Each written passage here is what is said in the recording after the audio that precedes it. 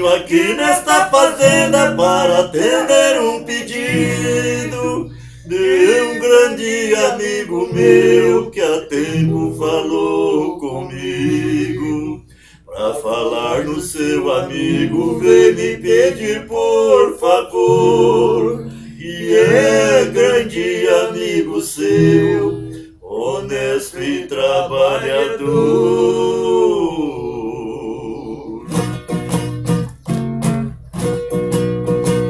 Quando eu cheguei na fazenda, vi muito gado pastando, muito porco no chiqueiro e um boi carneiro ali passando. Avistei já bem pertinho um carro de boi cantando. Vem chegando o senhor Limiro e já foi nos abraçando. Nos levou lá pra cozinha e um café quente foi dando.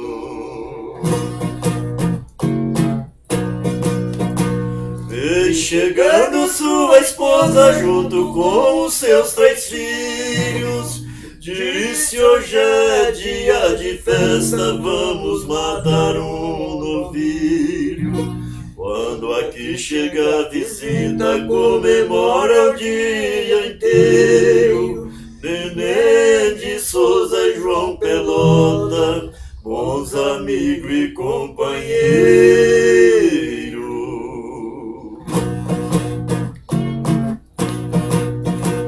João Pelota, meu amigo, é muito trabalhador. Também é mestre de obra, homem de grande valor.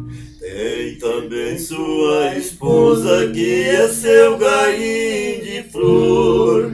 Quando chega o fim de semana, que eu acho mais bonito, ir pra fazenda do Limiro, tirar gosto com peixe frito.